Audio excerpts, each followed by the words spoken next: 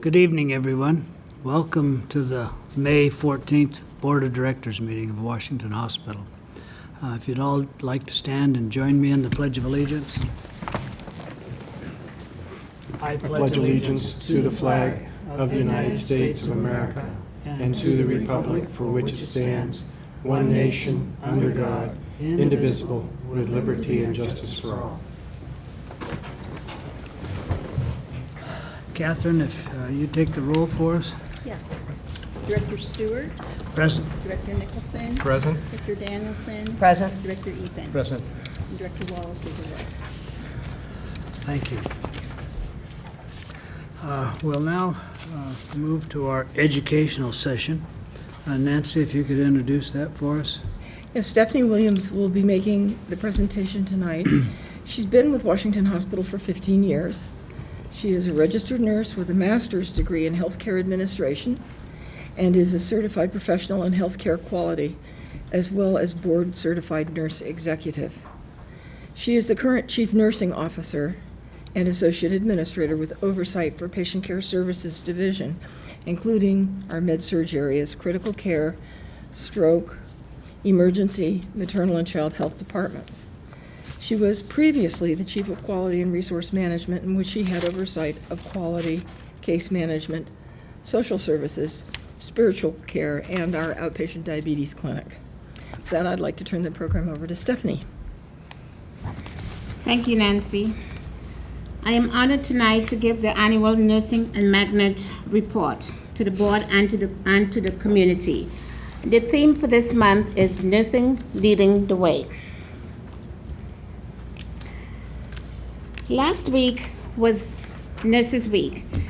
It usually starts on May 6th and it ends on May 12th, and that's the birthday of Florence Nightingale.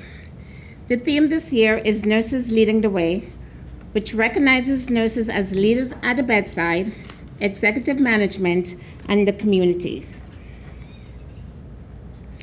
Let's talk a little bit about the history of nurse leadership. Florence Nightingale, she was our pioneer leader. She was a social reformer, she was a statistician, and she was the founder of modern nursing.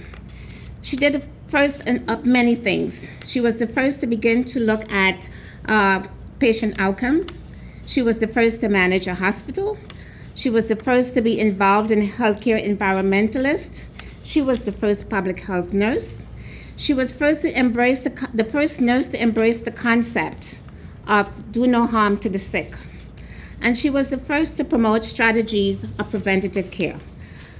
Many of these strategies are still in place today. Many of these, with the Affordable Care Act, we are seeing more and more of these type of strategies. Let's look a little bit about the impact of nursing in healthcare. We are the largest component of healthcare workers. We spend the most time with the patients. We understand the care processes across the continuum of care. We see them on admission, and we can follow them into the community. Statistics have shown that nursing is linked to the high quality of care that patients receive.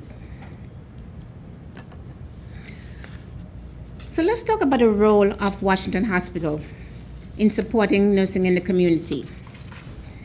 30 years ago, Washington Hospital provided funds to start a nursing program at Ohlone College. This was done in order to advance nursing for the benefit of the community. We have continued over time to support the growth of nursing in the district. We have given them grants to expand the program in 2003. They have access to the Richard Warren Skills Lab. They utilize the clinical resources that we have here. Our nurses are faculty at Ohlone College. We were involved in the development of the Ohlone Student Health Center. There are clinical opportunities for students here to do their rotation here at the hospital. And we have nursing representatives that sit on the Ohlone Program Advisory Board. In recognition for our efforts in 2010, Ohlone College named the Health Science Wing of the Newark Center after us, and what an honor.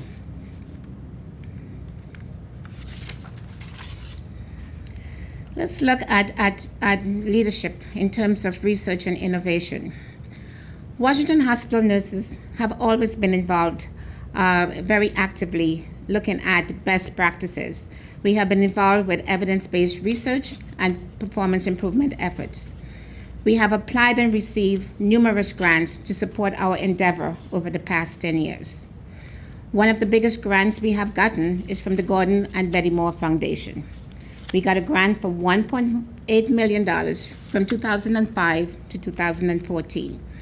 This grant was used for multiple purposes: for our magnet application and analysis, for evidence-based program for our quality improvement in patient care, for sepsis training. We were one of the early adopters of sepsis protocols, for research and education. They help us with the simulation lab, and also in strengthening nursing training in the community. We have also gotten a grant from the Alameda County Workforce, and that grant was for $65,539, and it was to look at reducing the community nurse shortage. At that point in time, remember, there was a shortage of nurses in the country, and the goal was to advance nurse education and look at ways how we can work with the student nurses in a paid position hospital to get them the experience that was required. We are Magnet. So what is Magnet? Magnet status is the highest honor for nursing excellence. It's awarded to hospital, and it's the gold standard for nursing care. It's awarded by the American Nurses Credentialing Center, and only 6% of the U.S. hospitals are Magnet recognized. That equates to about 400 hospitals, and there are about 5 Magnet hospitals in the Bay Area. Washington Hospital has been recognized as a Magnet facility as of September 2011. So what does Magnet mean to the patient and the community? It means higher job satisfaction and productivity for nurses. It helps with the retention and stability of nurses. So our nurses, if you look at our nurses, we have longevity within our nursing population. We are very collaborative. We put the patient first ethics. So we are collaborative in supporting communication in patient care and innovation in knowledge. We are advancing nursing education. Nursing are very much involved with the care at the bedside and making decisions in terms of what works at the bedside or what doesn't work at the bedside. And last but not least, the purpose of Magnet and the benefit of Magnet is that it definitely benefits the patient as it relates to positive outcomes, quality, and safety.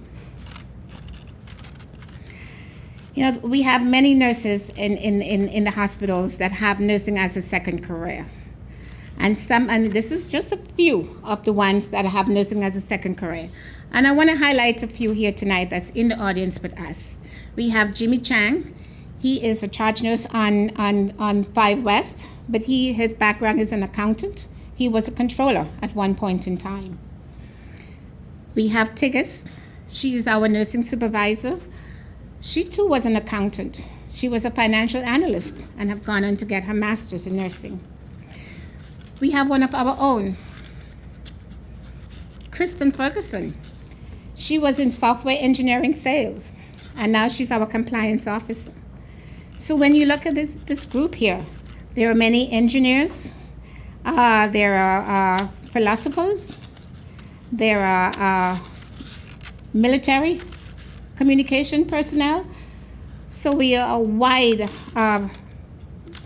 variety of background and experience, and this is just a few. So let's talk about the role as nurse as a leader. The professional nurse, what does that mean to the community?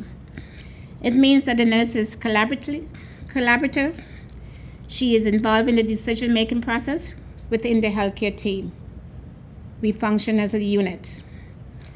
The high patient-centered care, high-quality patient-centered care is our mission, patient-first ethics. It's all about quality and safety. Transforming care at the bedside. Our nurses are involved and engaged in determining what works at the bedside and what doesn't, And if it doesn't, what can we do about it? In the end, it leads to better quality of care.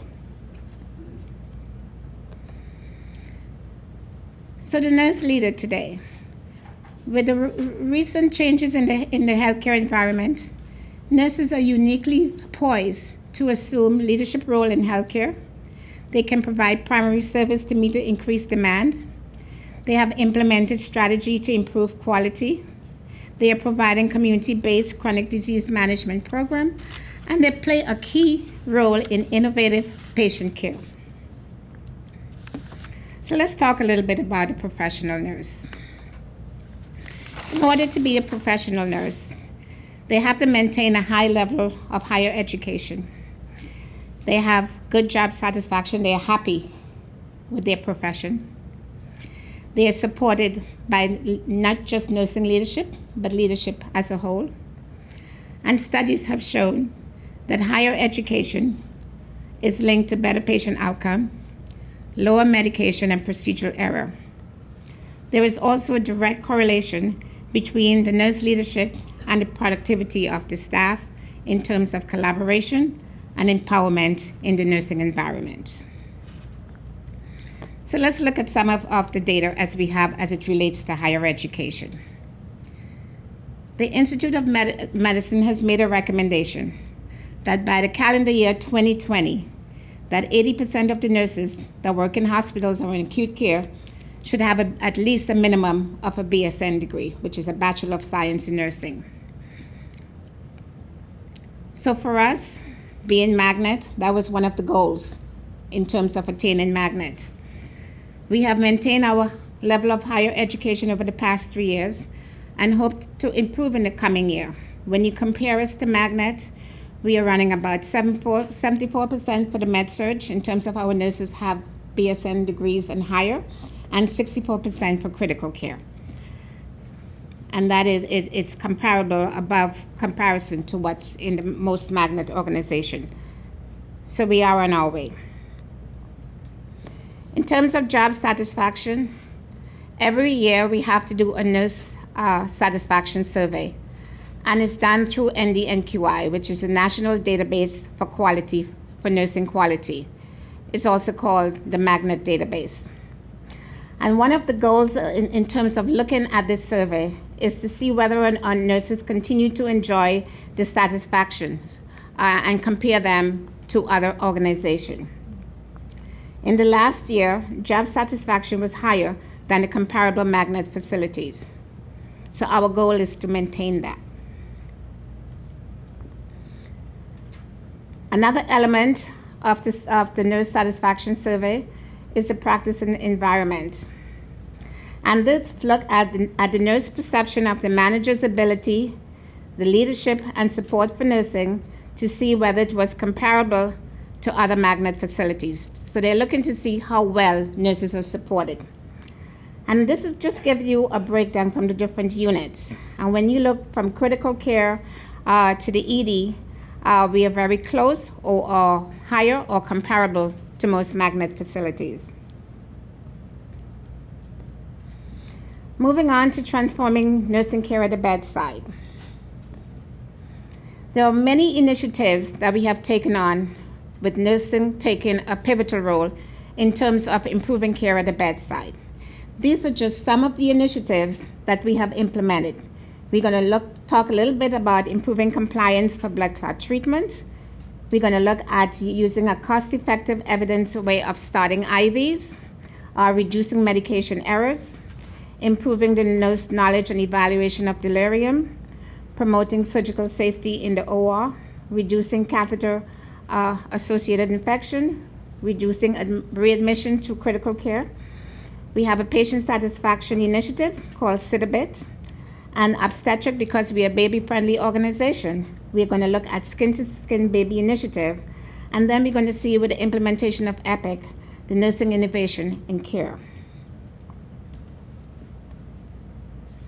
So let's talk a little bit before we look at the data in terms of the evidence of nursing transforming care at the bedside. Nurses are most frequently at the bedside, and they usually play a central role in innovating care.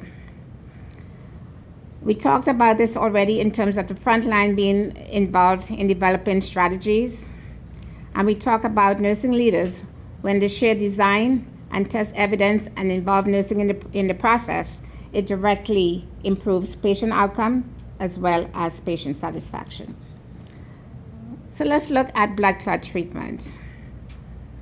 And this is one of the core measures. This is a core measures that we are submitted data to both the CMS and Joint Commission. And with the implement of EPIC, we were having some struggles in terms of the nursing being able to do their portion of the core measure bundle. So they had weekly meetings. They met with the EPIC team, and the EPIC team is phenomenal, both from the physician standpoint and the nursing standpoint. And they developed reports for us that we can do daily audits. And as of March, there is a quality nurse that make rounds on all of these patients and work with the physicians and staff in terms of education and making sure we are in compliance. And you can see the results. It is going up as of March. So there was a lot of work being done. And again, we talk a little bit about being collaborative. We talk about being part of the team. We talk about being patient-centered. All these put the patient front and center.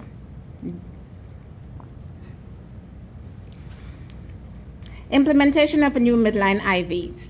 Most patients, when they come to the hospital, get IVs either for nutrition, for antibiotics, or for fluids. And oftentimes they get those little needles that you get stick, and every 2 days, sometimes 3 days, they have to change that IV. It can be painful. It is not a pleasant experience. Midline catheters are a longer catheter, and it's done under ultrasound guidance. It's put in by the PIC nurses. It is not considered a central line. They can last for up to 28 days. They're a better quality. They're more comfortable for the patient. They're cost effective, and the evidence have shown that it works better than in many instances from some of the central catheters out there. One of the goals of implementing this catheter, besides the patient safety portion and the comfort portion of it, was to decrease the need of the patient to have multiple peripheral IVs and to reduce the risk of central line infections, because that's one of our goals, is to have zero infections. So the strategies for this was a nurse-led implementation of midline. Not every patient meets criteria, but we had patients that were eligible for it. We have done staff education, and it is very well received by the patients who have had it placed. Let's talk a little bit about reducing medication errors. That is a primary initiative of the organization, is to reach medication safety. And we participate in the CalNOC Medication Observation Initiative, which means observing nursing in terms of the process of the medication.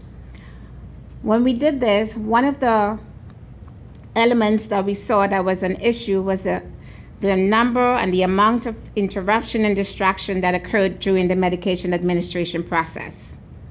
So a pilot was begun on 6 West, looking at the times the medications were given, implemented red vest, educating the family, the patient, the visitors, and the medical staff. And also taken away, we have SpectraLink phones. There were no phones during that period. And you can see we have gone from a 34% where we had distraction, and this data is what's collected by the staff and reported to CalNOC, and then we are compared to other hospitals. We have been down to 2% in May. This initiative is now being replicated on all units. So again, this is a nurse-driven initiative that benefits everyone. Delirium. This is coming out of critical care. Nationwide, 20% of the patients at acute hospital will experience delirium. It increases the risk of mortality, it increases the length of stay, and oftentimes that relates to poor outcomes. For those of you that don't know delirium, it's usually a sudden severe confusion, a rapid change in augmentation of the patient. In many instances, it's known as sundowner. And the goal was to improve the knowledge of delirium among the nurses prior to implementing our delirium bundle. So we educated the nurses, we rolled out the education session, and then we did a pre and post. We did pre the program in terms of what the education session and the nurses' knowledge were, and then we did post. And you can see that there was a dramatic improvement from 24% to at least 85.5%. It is ingrained now into the culture of the critical care. It's what we do on a daily basis in terms of improving care at the bedside. Let's go to the OR. This is promoting safety in the OR. And again, the group is multidisciplinary. It's not all nursing. It includes a physician. It includes multiple caregivers. But nursing is very much involved. And the goal was to improve surgical safety in the OR. The strategies they used was addressing surgical safety during timeout, which means before you do any procedure, you stop and you make sure it's the right patient, it's the right procedure. They looked at cause and strategies for prevention of OR safety. They looked at Joint Commission, they looked at Sentinel Events Alert to see what's the best practice out there. So they have made changes in the practice as it relates to electrical safety precaution. They now use plastic clamps to attach electrical cord, less risk of fire. The light sources are never left unattended. They have activated special equipment and draping so that after the alcohol drive, there is no chance of any risk to the patient in terms of burns or fire. And this has dramatically improved in terms since we have implemented this program in March of 2013. And kudos to the OR staff for that initiative. Reducing infection. I think we are all very familiar in terms of the goal is to have zero infection. It's no longer acceptable to have one infection or two. And I know Nancy has taken the stand that for us, it's zero.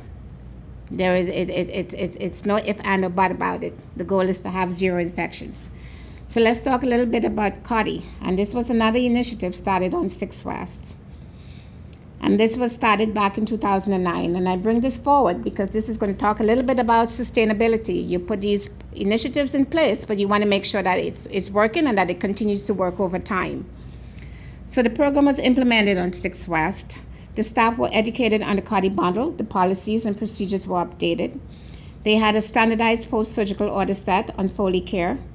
They had stickers to remind the staff to remove the catheter after 48 hours. And it was so successful that the current plan is now house-wide, and we are again improving upon what we had done back in 2009. And of this date, we have continued to maintain in terms of keeping the CODI at a low rate. We are not always at zero, but the goal is to get to zero. Reducing readmission in the ICU. This is a nurse-driven initiative. And they were concerned that every so often they would transfer a patient to the floor, and that a couple of days later, that patient would be back in the ICU.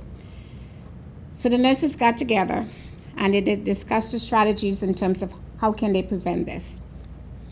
So now the ICU charge nurse visits the critical care patients after they have been discharged from ICU to other floors. The whole purpose is to ensure that the patient is comfortable and to monitor them post-discharge. It's also patient satisfier, and they have gotten wonderful remarks from the patient and the family in terms of you really care about me. And they have seen it. They have seen where the readmission back to the ICU was climbing, and now they're beginning to see it on the decline. It's new. It's still a work in progress. But again, it's an initiative that's nurse-driven in terms of nurses as leaders. Improving patient satisfaction. I talked a little bit in the beginning about the sit-a-bit. And the whole strategy and purpose behind sit-a-bit was that it's sitting during a patient visit is an opportunity to address patient concern, as well as it's a proven strategy to improve the patient-caregiver relationship. Oftentimes, patients have the feeling that the nurses are always busy because they really don't sit. They're always in and out of the room. They've been there multiple times, but they never take the time to sit. So this was a concept that we explained to the nurses, but it was something that was new for them because they always think that they're in a hurry and they have to do one more task. So the program, we did a pilot program on 3 West, and we asked that each nurse sit with a patient once during their shift. We had pre-data and we have post-data. And what we have seen in terms of the results is that it significantly improved the patient perception of care. And when we looked at the data and drilled down on the data, it showed improvement in satisfaction with friendliness, attention to need, and informing and updating the patients. We are now beginning to roll that out housewide. But again, that small test of change started on 1 unit, and now we have moved nurses driven, and we're moving it forward. The Skin to Skin initiative, we talked about, we are a baby-friendly organization. And one of the benefits of the Skin to Skin initiative is that within an hour immediately after delivery, if you do that skin to skin contact with the mom and baby, it definitely improves the success of breastfeeding. It also supports the healthy vitals for baby and mom and contribute positively to the transition at birth. The goal was to have at least 90% of our mom and babies have the skin-to-skin contact within an hour. And we did education. The moms were educated, the physicians were educated, the staff were educated. And I'm proud to say we did meet over 90% of our goal with the implementation of the Skin-to-Skin initiative. Let's talk about nursing and innovation in care. We went live with Epic. And once the nurses got comfortable using Epic, they began to look at ways in terms of how they can make it a lot more efficient in terms of their use.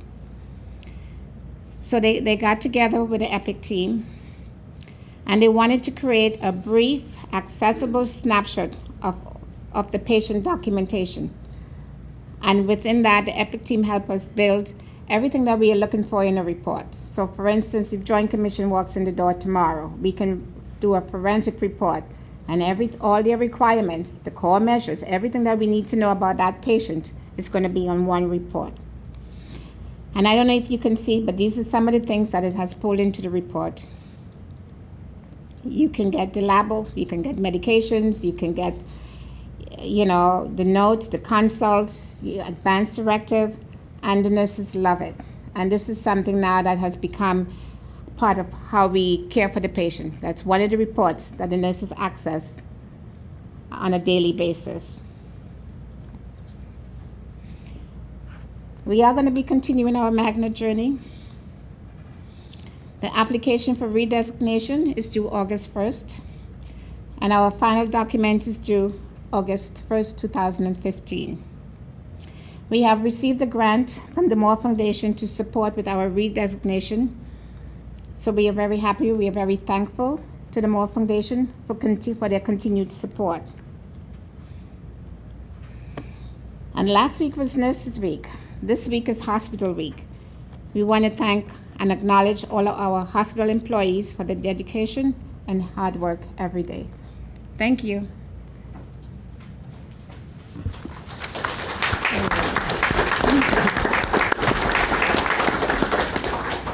Thank you very much, Stephanie.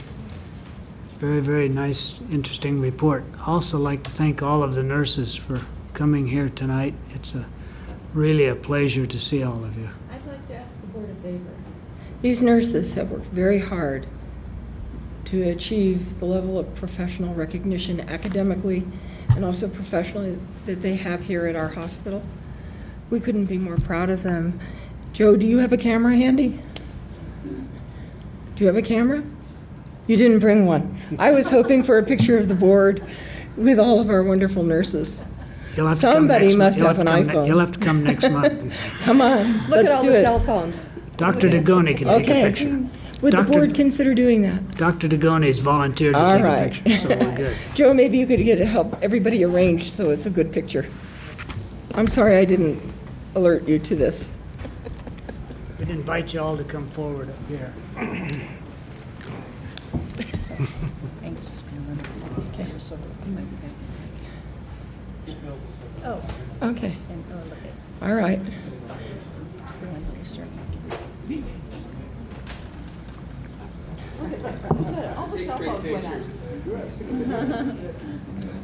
Stephanie, where are you?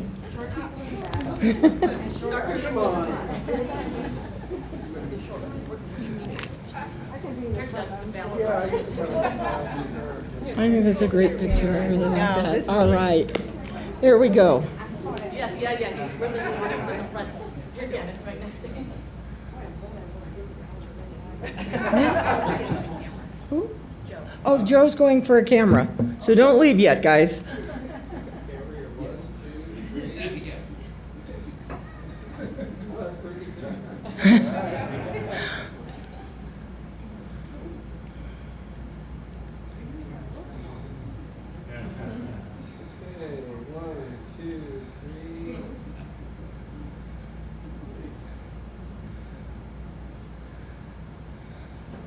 I'll Photoshop it for everybody.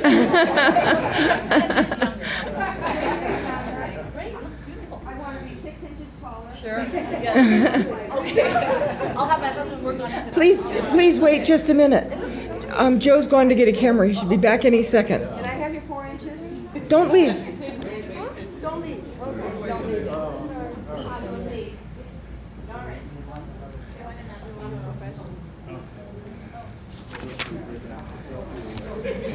You're hungry.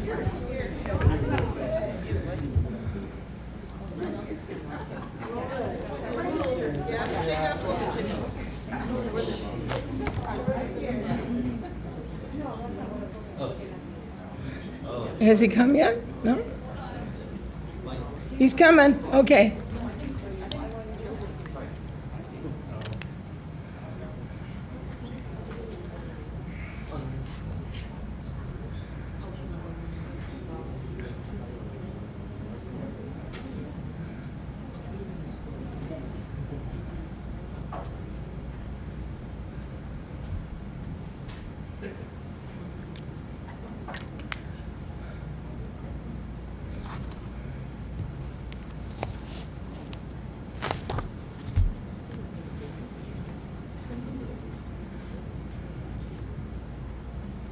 Nancy, you want to take a picture with us? Join us? I don't have RN after my name, nor am I a board member.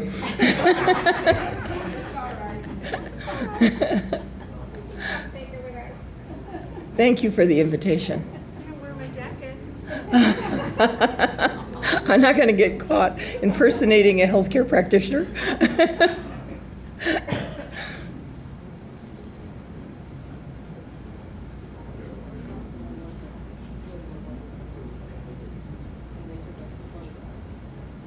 I guess I really caught Joe by surprise.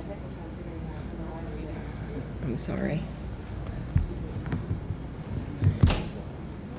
Here he is. Thank you, Joe. I apologize to you.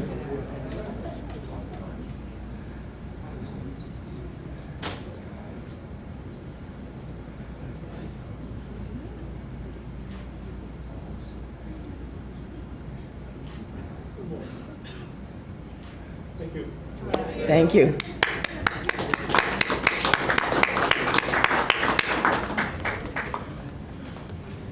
Thank you for being so patient. I caught Joe by surprise. I apologize to him. But that was too good of an opportunity to pass up. Well, yeah. I thought so. Again, before the nurses leave, I just wanted to say thank you again to all of you. It's wonderful to have you here, and you can come join us anytime you like. We're I'm very anyway, proud of all of you. Thank you. Thank you, thank you. We'll now move on to our consideration of minutes for April 7, 9, 21, 23, 20, and 29 of 2014. Move for approval as presented. Second. We have a motion and a second. Any discussion on that? Again, we need to take a roll call vote on that. Catherine? Director Stewart, Aye. Director Nicholson. Aye. Director Dennison. Aye. Director Epen. Aye.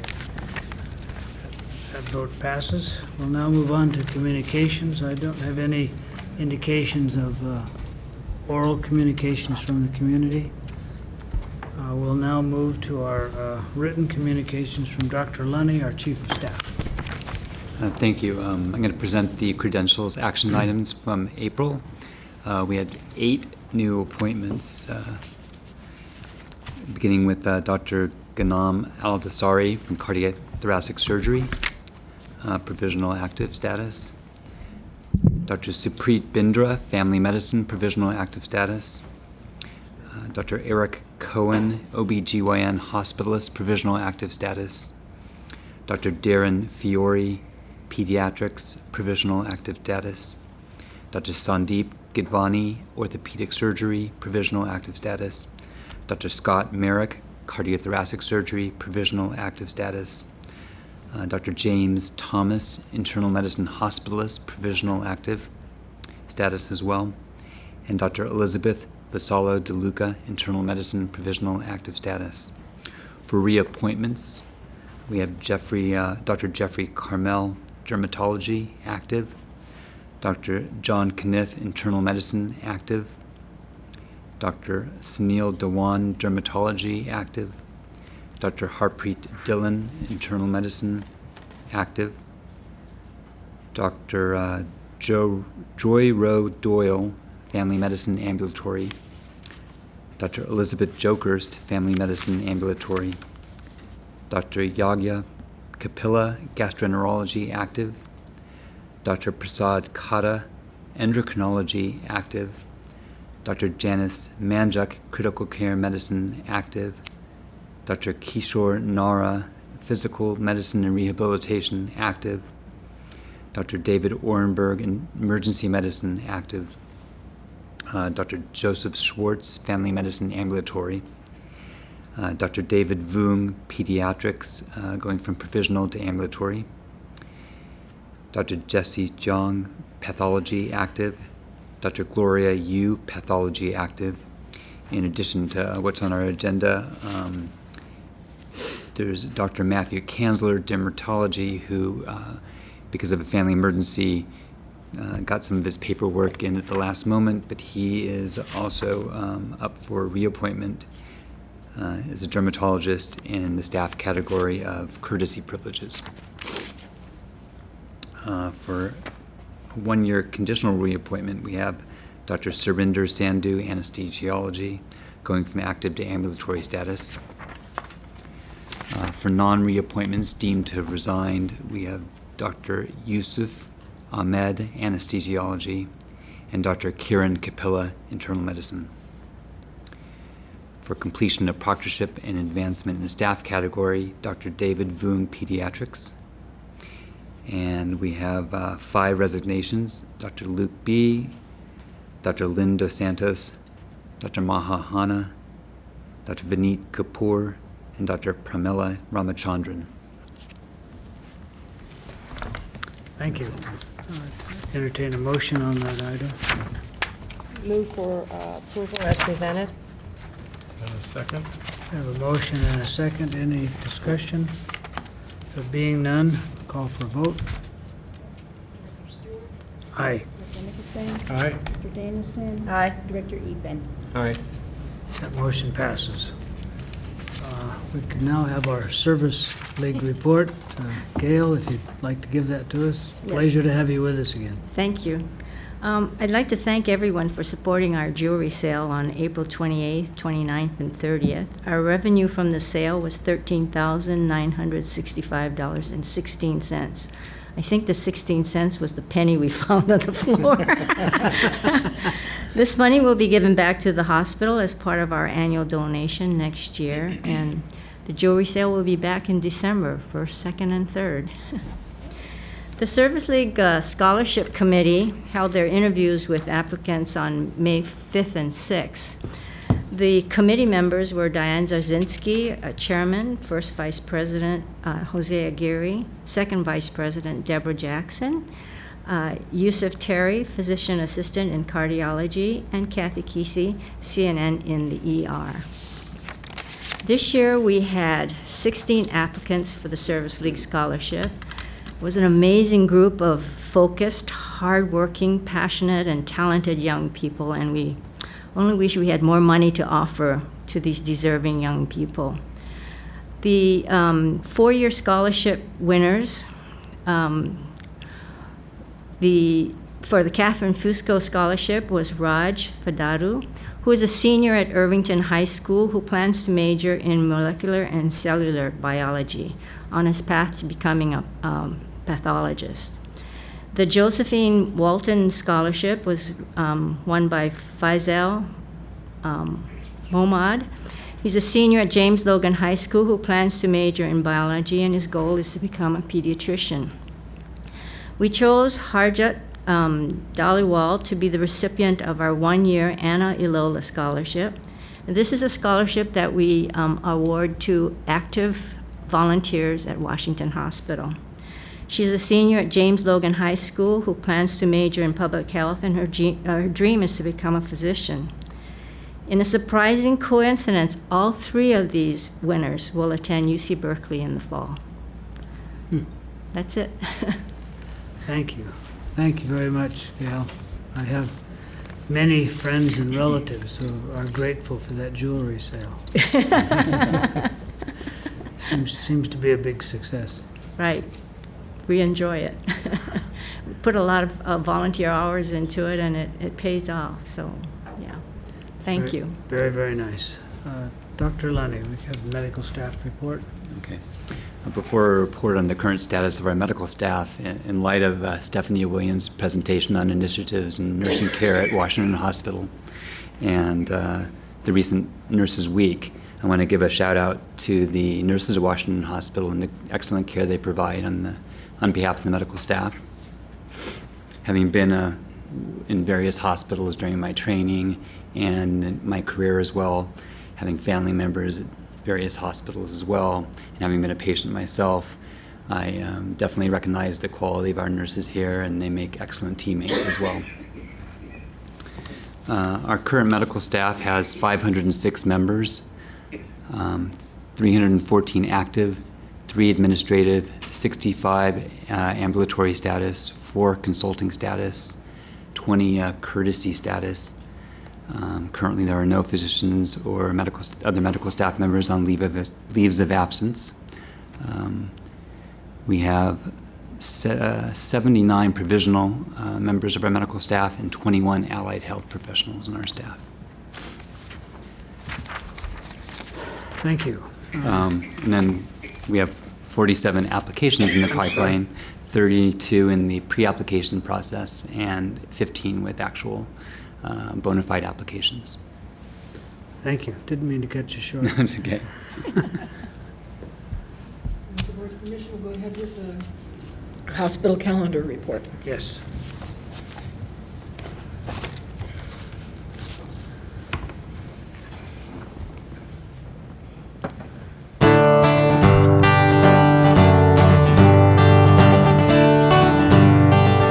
Past health promotions and outreach events. On April 12th, Washington Hospital hosted the 8th Annual Women's Health Conference.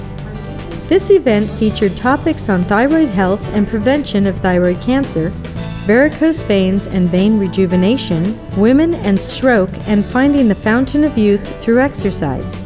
Dr. William Degoni, Medical Director for the Washington Women's Center, provided an update on the Washington Women's Center.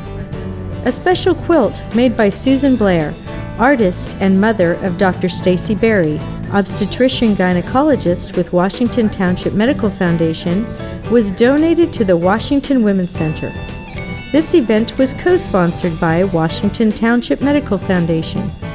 100 women attended. On April 15th, Christy Caracappa, Health Insurance Information Service Coordinator, presented Medicare, Are You Turning 65? 43 people attended. On April 23rd, Michelle Heading, RN, Spiritual Care Coordinator, presented on Compassion Fatigue to staff of the Fremont Family Resource Center. The workshop provided helpful tips for social service and healthcare providers on how to care for themselves when working with challenging clients. 52 people attended. On April 26th, Washington Hospital, in conjunction with the City of Fremont, hosted the 2014 Go Green Together Earth Day event. The event featured information on recycling and waste reduction, saving energy at home, and healthy eating. There was also free residential drop-off of unused and unwanted medications, eyeglasses, and confidential documents for shredding. Children participated in fun activities such as the bike rodeo and face painting. Over 450 people attended. On April 29th, Dr. Mary Maish, thoracic surgeon, and Dr. Arun Srivatsa, gastroenterologist, presented GERD and your risk for esophageal cancer. This event was co-sponsored by Washington Township Medical Foundation. 50 people attended.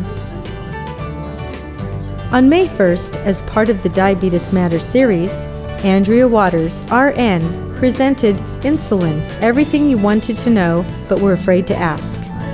20 people attended. On May 2nd, from 2 to 4 p.m., Dr. Alexander Saw, orthopedic surgeon, presented Do You Have Knee Pain? Learn the latest treatment options. 50 people attended. On May 3rd, Washington Hospital participated in Cruisin' for a Cause. The event featured a classic car show and community information booths. The event was held as a class project for Leadership Fremont. Washington Hospital staffed a health information booth and provided blood pressure screenings. The proceeds from the event were donated to Drivers for Survivors, a nonprofit that provides rides and supportive companionship for patients undergoing outpatient cancer treatments. 150 people attended. On May 5th, as part of the Women's Center Healthy Knowledge at Noon series, Maggie Villagomez presented Healthy Cinco de Mayo Cuisine. 45 people attended. National Nurses Week 2014 took place May 6th through 12th. This year's theme was Nurses Leading the Way. During Nurses Week, we celebrated nurses who every day step forward embracing new technologies, resolving emerging issues, and accepting ever-changing roles in their profession. They lead the way for their patients, colleagues, and organizations, and the healthcare industry as a whole. On May 7th, Washington Hospital hosted the 2014 Leadership Fremont graduation. Leadership Fremont is a 9-month leadership training program. The participants meet one day a month to explore different leadership topics. In addition to the leadership training, the class creates a service project for the community. This year, the class developed a fundraiser called Cruisin' for a Cause, which raised over $14,000 for Drivers for Survivors. On May 8th, Washington Hospital hosted Celebration of Life. This event featured stories of survival and hope for cancer survivors and their families. Dr. Vandana Sharma, oncologist, provided the welcome address. This event was sponsored by Washington Hospital, HERS Breast Cancer Foundation, Palo Alto Medical Foundation, and the American Cancer Society. 65 people attended. On May 13th, Washington Hospital hosted the annual Employee and Volunteer Health and Safety Fair. Over 20 wellness booths were set up to educate staff and volunteers on how to best maintain health and safety for themselves as well as for patients. This event was part of the National Hospital Week celebrations, which began on May 11th and continued through May 17th. National Hospital Week celebrates hospitals and the staff and volunteers who day in and day out support the health of their communities through compassionate care, constant innovation, and unwavering, unmatched dedication. Upcoming health promotions and community outreach events. On May 21st, from 12:30 to 1:30, Dr. Kadir Halimi, emergency room physician, and Dr. Daniel Sweeney, intensivist, will present Don't Let Severe Infection Take Over Your Body. On June 3rd, from 1 to 3 p.m., Dr. Ash Jain and Dr. John Thomas Mahegan will present on peripheral vascular disease. Learn your risk for heart attack and stroke.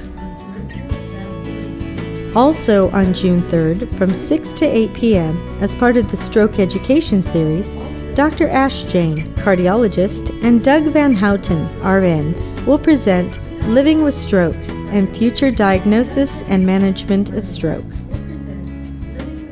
On June 5th, from 7 to 8 p.m., as part of the Diabetes Matters program, Kimberly Alvari, registered dietitian, will present Healthy or Hoax? Smart Food Choices. On June 7th, as a follow-up from the Peripheral Vascular Seminar, Dr. Ash Jain and Dr. John Thomas Mahegan will screen for peripheral vascular disease. This free screening involves a Doppler study of the blood flow in peripheral limbs and provides information on whether a person may have peripheral vascular disease. The Washington Hospital Healthcare Foundation Report. The Foundation's annual golf tournament took place on a spectacular spring day on April 28th at Castlewood Country Club. Over 200 golfers participated in a terrific day of golf, along with fun surprises on the course. Thanks to our generous sponsors and golfers, the tournament generated over $88,000 for surgical services at Washington Hospital. The winner of the Corporate Challenge Cup this year was the team from Fremont Bank. The Washington Township Healthcare District Board of Directors report. In the past month, district board members represented Washington Township Healthcare District on April 11th at the Fremont Leadership Prayer Breakfast.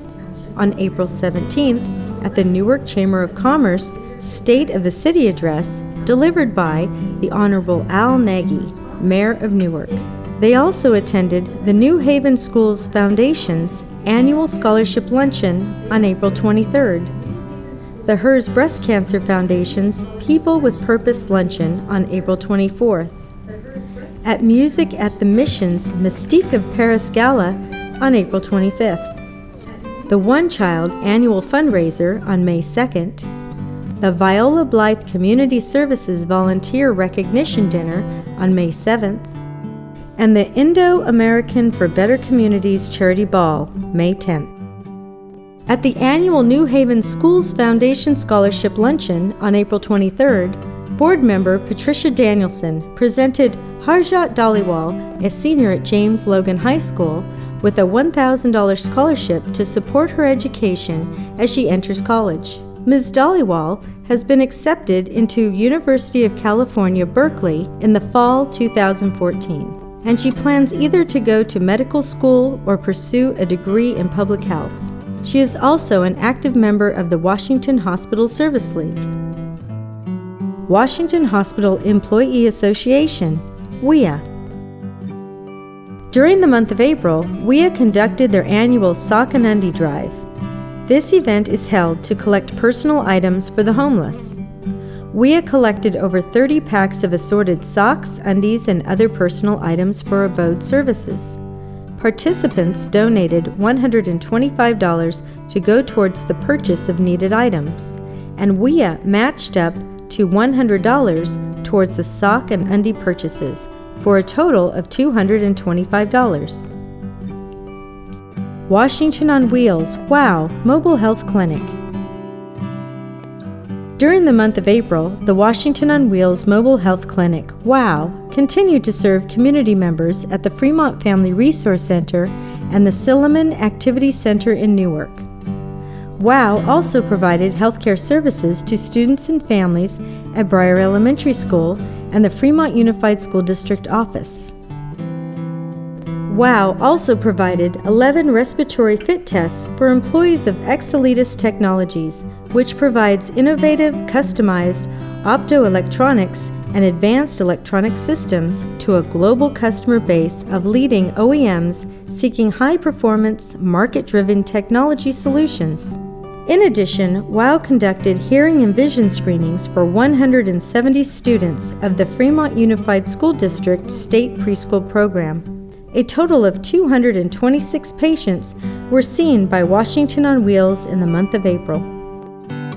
Internet marketing. Washington Hospital's website remains very active. The hospital's Physician Finder section was April's most viewed webpage with 16,410 views. InHealth, Channel 78. During the month of April, Washington Hospital's cable channel 78, InHealth, taped new programming including the April Board of Directors meeting and a Diabetes Matters program titled Diabetes Disaster Planning and a Health and Wellness seminar, GERD, and your risk for esophageal cancer. For more information on any of the programs mentioned, visit whhs.com or call 1-800-963-7070.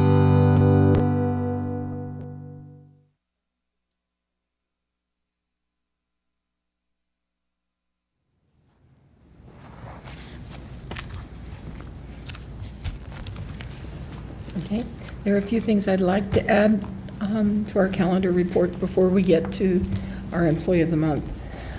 Something that's been very much in the news is a new communicable disease called MERS. It's the Middle East Respiratory Syndrome coronavirus, and it is a pretty dangerous virus. It is, as of May 12th, a total of 538 confirmed global cases of MERS have been reported since the virus was first identified in 2012. And of the 535 cases, they've had 145 deaths. Of those cases, almost all of them have occurred in Saudi Arabia. And they're also not only the cases, but the deaths. It is not known what causes MERS or exactly how it spread. They do understand this much. It requires close contact with the infected individual, such as in the case of healthcare workers. And in fact, in some instances, those are the people to whom the disease has been transmitted. The healthcare workers account for approximately 1/5 of all the cases. MERS is a coronavirus similar to SARS. And at this point in time, with the World Health Organization calling the alert, the emphasis is on hand washing often and avoiding close contact with people who are sick. We have our own infectious disease team looking at what potential precautions we would put in place should we be presented with such a patient. I think the other interesting piece of this is that the testing for this can be accomplished in 24 hours or less, and the samples are sent to a company in Minnesota. Initially, I'd heard that it took quite a while to get the test results back, but 24 hours is pretty good. We'll be following that with a great deal of attention and care. It's largely associated with people who have traveled to Saudi Arabia and surrounding countries in the Middle East. I also wanted to mention that last Tuesday night, President of the Board of Directors, Bernie Stewart, and I attended a city council meeting and presented our mayor with a very large thank you card signed by an incredibly huge number of people in our healthcare system, expressing appreciation for their forthcomingness and willingness to work with us, the excellence of Brian Jones, the new Public Works Administrator, in helping us resolve what was for us a very difficult problem. And he has emailed us back. I thought I would share this with the board. I want to thank both of you for coming to the meeting last night. It was definitely not necessary, but much appreciated by me and our team. The community always benefits from us working together, and I appreciate your patience and your partnership. Again, thank you, and all my best, Bill. I think getting off on a better foot is definitely a possibility now, and we're watching what goes on in that intersection pretty carefully. And I recognize that nothing is perfect, but this is quite an improvement. And I know there are people upset about the trees coming down, and we promise there will be more trees. They won't be gigantic ones like those pine trees. I think that people that attempted to park near those pine trees are very happy to see them gone, because the pine cones actually became quite large, and when they fell from that height, they were like torpedoes hitting cars, and we had broken windshields. And in addition, they shed more than a sufficient supply of pitch on people's car finishes. So we will have trees, probably even more trees than were there before, but they won't be so big and dominating. I also wanted to mention that the Q1 profit reports are out for the big 5 health insurance companies. The nation's 5 largest health insurers pocketed nearly $3.4 billion in combined profit from approximately $83.8 billion in revenue in the first quarter of this year. United Health Group's earnings in the first quarter of the fiscal year 2014 fell by 7.8% from approximately $1.2 billion in 2013 to $1.1 billion this year. This is had to do with the Medicare Advantage cuts that are associated with the healthcare reform law and sequestration that led United Health Group to exit those markets and adjust networks and reduce product offerings. The first quarter net income at WellPoint dropped nearly 21% from $885.2 million in 2013 to $701 million this year. New fees related to healthcare reform, spending related to healthcare reform-driven market changes, and higher administrative costs from the membership are claimed to have contributed. Humana reported a 22.2% drop in first quarter net income from $473 million in 2013 to $368 million this year. The rise in operating costs was noted as a reason, and they say this is driven by the non-deductible health insurance industry fee mandated by the Patient Protection and Affordable Care Act, acquisition costs for new Medicare Advantage members, and investment spending on the health insurance exchanges and new state-based contracts. Aetna's income rose 36% year over year. And they say that it was primarily driven by the insurer's acquisition of Coventry Healthcare, higher underwriting margins in the insurer's underlying healthcare business, and a range of medical, pharmacy, dental, and behavioral health products and services contributed to the increase in income. Cigna's first quarter net income rose more than 800%. The health insurers saw an increase in revenue from premiums and fees. Additionally, during the first quarter of 2013, Cigna reported a major drop in earnings due to its $781 million transaction with Berkshire Hathaway to exit its reinsurance business, which it had been running in an off mode, seeking no new business since 2000. So that's their profit report. I guess that the industry that is paid by the insurance companies also have some interest in ranking them, and this is the worst payers of 2014. So the best and worst overall payers. About 42% of hospital leaders said that United Care was the worst at dealing with hospitals. The next closest was Humana. The best overall payer was Blue Cross Blue Shield. The two next closest were Aetna and Cigna. The most trustworthy payers, Revival Health, built a composite payer trust index to see how the hospital trusts the payers they deal with most overall.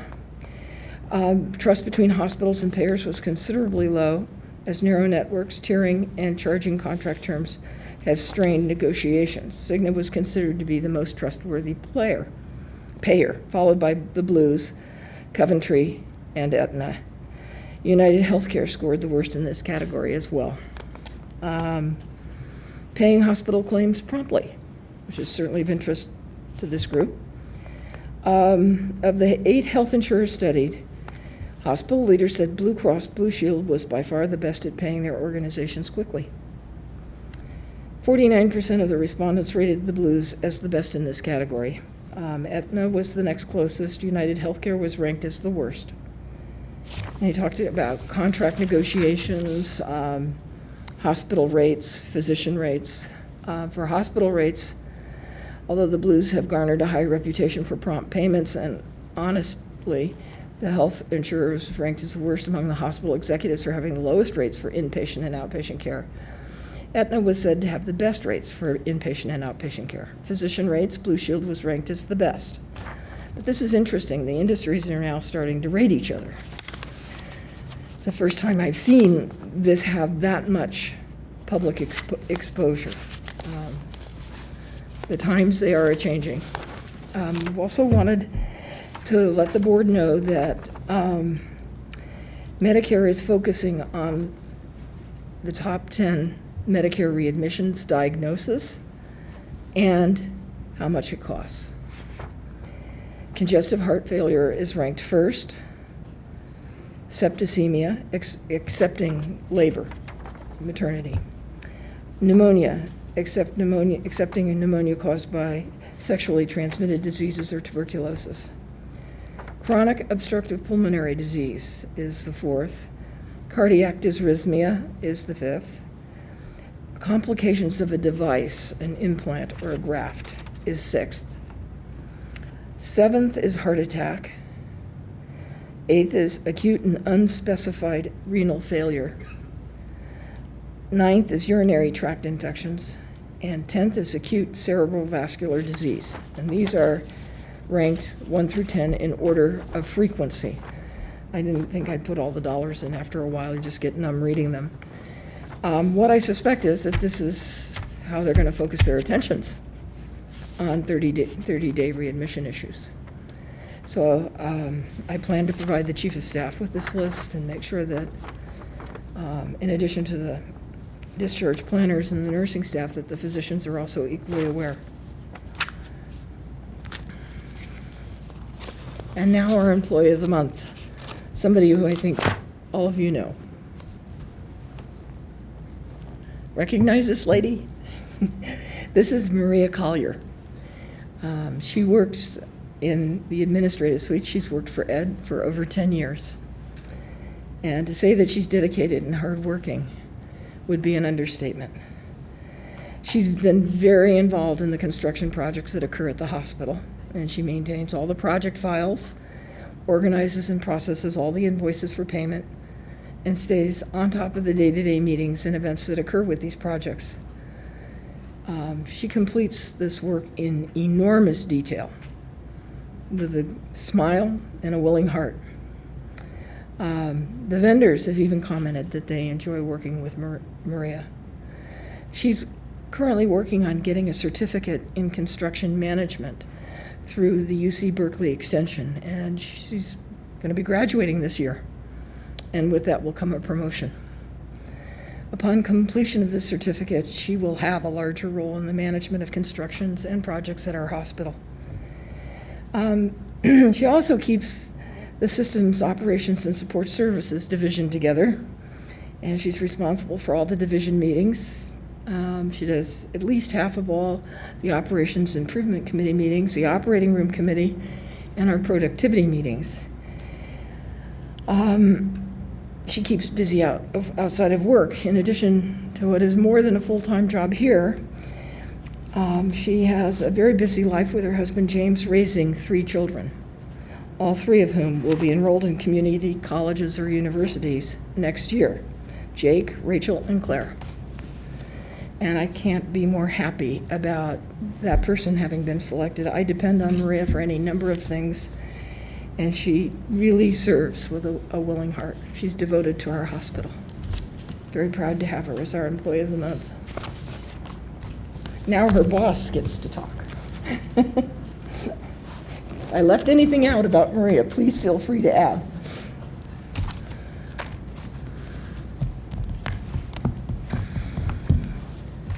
Thank you.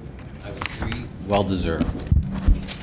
So the construction report for this month, we're tracking again the Phase 2 Hyman Pavilion and the garage.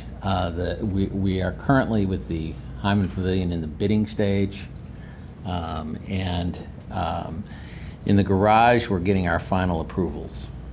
So the garage, basically, we were scheduled to go to the Planning Commission for the City of Fremont on May 22nd, and they just have asked that that be extended to June 12th. So we're going to have a review there. All signs are positive. And at the same time, the building permit, they are working hand in hand, and we have been told that they will complete their reviews, both reviews, on the June 12th. In addition to that, there's a permit that we have to get from the city for the helipad, and I've been told they will also coordinate that, so we would have all reviews and permits and completion at the same time. So June 12th is our big date there.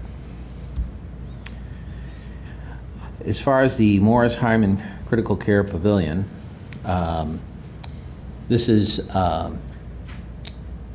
going in the place where we had the Whitaker building, the Whitaker Pavilion, and the Fast Track building in the back of the hospital. So during the month of during the month of April to May 9th, demolition continued and was completed as of May 9th. So all those buildings were taken down.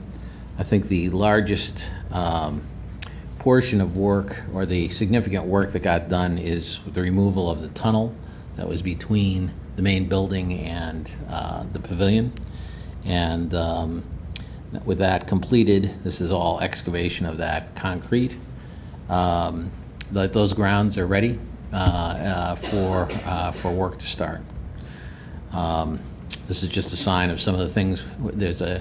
We did complete an EIR on this before we started this project. There's a whole list of things that we have to do to mitigate things like dust, make sure that the sewage, stormwater areas are all protected and things like that. Okay, so that's it. We finished demolition. The month of June, I probably will not have an update because we're in the bidding process, and we'll be back after that. Okay, any questions on this, on anything going on with the job? Thank you. Thank you, Ed. We're ready now for a quality report. Stephanie's doing double duty for us tonight. Appreciate you coming.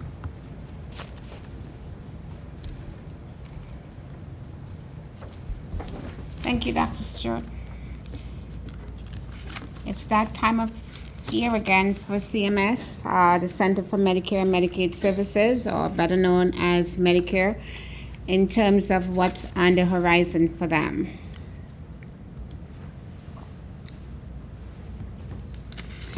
There are many changes coming forward.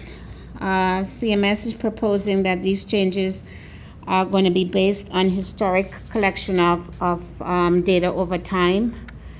So every year they look at the data and they update their proposals in terms of the trends they are seeing, and they look at ways to become more efficient. So the whole purpose of the update is to continue to improve to promote ongoing improvement in hospital that eventually will lead to better patient outcome while slowing the long-term care cost. So let's look at the timeline for proposed changes. These proposals came out April 30th, 2014.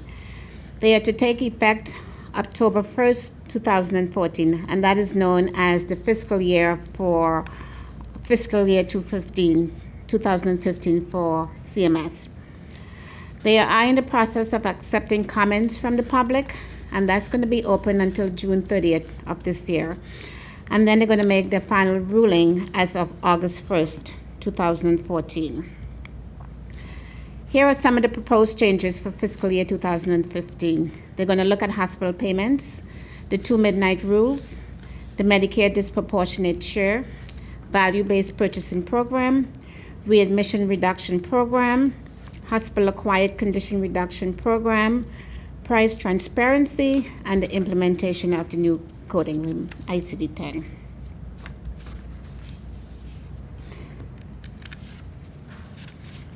So let's look at the hospital payments. One of the things that CMS has put in place is meaningful use. So they had mandated that all hospitals have to begin reporting their quality measures electronically. So that's why we went to Epic, and that's why a lot of hospitals are moving towards an electronic medical record. The whole focus of this is to improve quality, safety, efficiency, and to hopefully reduce the healthcare disparities out there. So what are they proposing? They're proposing that all hospitals must be reporting data electronically, and they have to submit the quality measures as indicated. Starting calendar year 2015, which is in October of this year, hospitals that do not report the quality data and who are not meaningful users of electronic health records going to receive a 2.7 decrease in the rate they receive in their reimbursement. The hospitals that are reporting the meaningful use will see an increase of 1.3% in the Medicare rates. They have expanded this to 2017. They're going to have new and reinstated measures. They're going to begin to look at bundle payments for healthcare, for heart failure and pneumonia. And they're looking at that bundle payment post 30 days post-discharge. So they're going to look at combining the outpatient and the inpatient.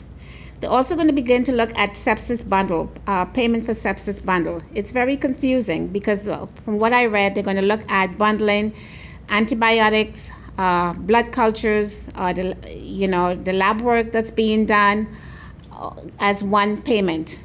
How that's going to work, I don't think anyone is fully aware. They mentioned about the breastfeeding and hearing screening. They're going to look at home care. They're going to begin to look at coronary artery bypass graft, cardiac surgery, and begin to bundle all of those things together with the mortality, the aspirin, and the statin prescribed at discharge. So they're beginning to go to bundle, combining both the inpatient and the outpatient procedures. Currently for us, in terms of the current status, we are reporting data, meaningful use to CMS, and that took effect when we went up on Epic, so that we started reporting as of July 2013. The 2 midnight rule. This has been around for a while, and the purpose when they first came out with the 2 midnight rule was to better monitor the short inpatient stays and to ensure that inpatient admissions are medically necessary. In other words, the rule was intended to clarify which patients are sick enough to be in the hospital, and if they were sick enough to be in the hospital, the doctor then had to certify that they needed to stay for 2 nights in order for Medicare to pay. Well, there has been a lot of talk about this in terms of what it means and lawsuits out there. So they have made some proposed changes. The rule was supposed to take effect as of October 1st, 2014, but is currently on hold and under review. And CMS is currently seeking comments on how to define the short inpatient stay and has requested input from the public as to appropriate payment for these stays. The Medicare disproportionate share adjustment. Medicare used to compensate hospitals for the cost of providing care to the low-income population. They are now assuming that with the Affordable Care Act, there's going to be a decreased number of uncompensated, they're going to start decreasing the compensation to hospitals because apparently most of the low income will now be insured. So the whole goal is now that we have the Affordable Care Act, they're going to decrease what's being paid to the hospital. So they have already begun that. So in 2014, the hospitals began to receive 25% less of what they were receiving from the previous year. And Chris can probably speak to that better than I can.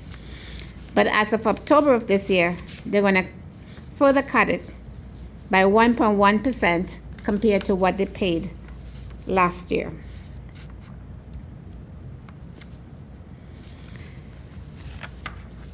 Regarding their value-based purchasing program, the whole purpose of this program, according to CMS and Medicare is to promote better clinical outcomes, improve patient experience by basing payment on quality versus the quantity of care.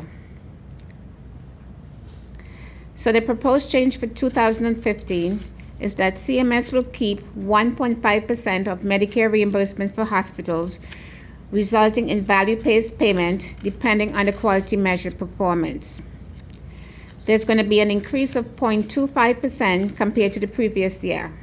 I think the previous year it was 1.25. For 2015, they have 4 domains. They have 12 clinical process of care measures, they have 5 outcomes, and they have 8 patient experience measure and 1 efficiency measures. And you can see from the graph in terms of how the payment is going to be structured. Our current status is that we're currently monitoring and these quality measures, and it's being evaluated for the value-based purchasing program. So let's look at examples of some of these clinical process programs. The goal is 1 is better, 0.8. The lower the number, the better it is. The higher the number, the worse it is. So they're looking at PCI within 90 minutes of arrival. The most you can score on that is 1, and we won 0.96. The same for antibiotics. You can get 1, we won 0.98. So when you look and see how we compare with other nationwide, we're doing fairly okay. The same is true for anti-blood clot medications when they stay prior to post-surgery, and antibiotics within 1 hour. Now this data is old because even though this is fiscal year 2015, the data is from calendar year 2011. So it's rather old data, but this is the historical data that they're basing most of their reimbursement adjustment on.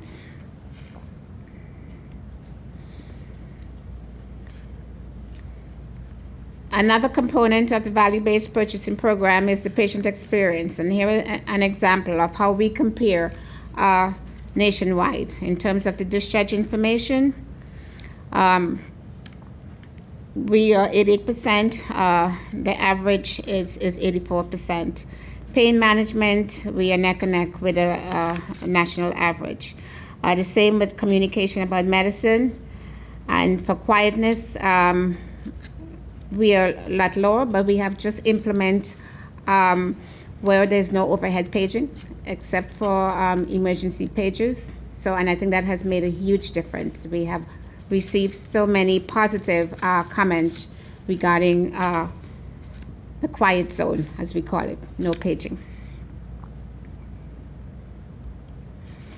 They're also looking at mortality measures, and they're looking at it for the 3 that I have looked at it previously: the heart attack, heart failure, and pneumonia. And we are comparable with the national average. Let's look and see what they're doing with the hospital readmission reduction program. Again, the premise is that it's to promote better patient quality of care, improve outcomes as it relates to readmission. They are now expanding it to the review of the cardiac, the knee, and the hip surgery.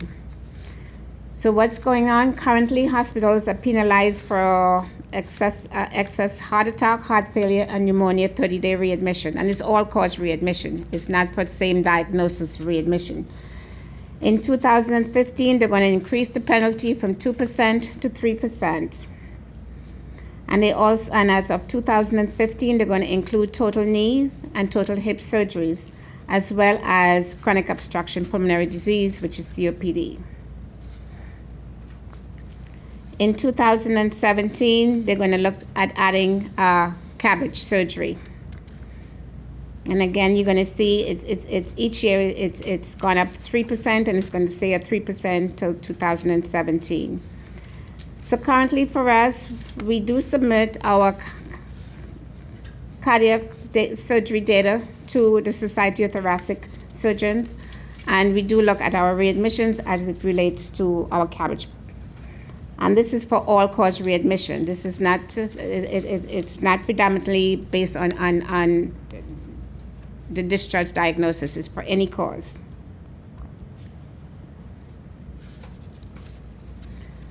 And here again is some comparison in terms of looking at the 30 days unplanned readmission, and this is for heart attacks, which we are not significantly different than the national. And it's the same for heart failure, the pneumonia. We are slightly higher than the national rate, and there's a lot of work being done with the whole CHF and pneumonia and readmission. We have put a readmission program in place, and that's being monitored, and we'll see what the results are. And for the hip and knee surgery, you can see our data. It's fairly low compared to the national average. They're also going to be making changes to the hospital-acquired conditions in terms of the proposed changes. They are going to be looking at decreasing reimbursement by 1% to the top 25 worst rates of hospital-acquired conditions. The conditions that they're looking at currently include patient safety indicators, bloodstream infection, and urinary tract infections.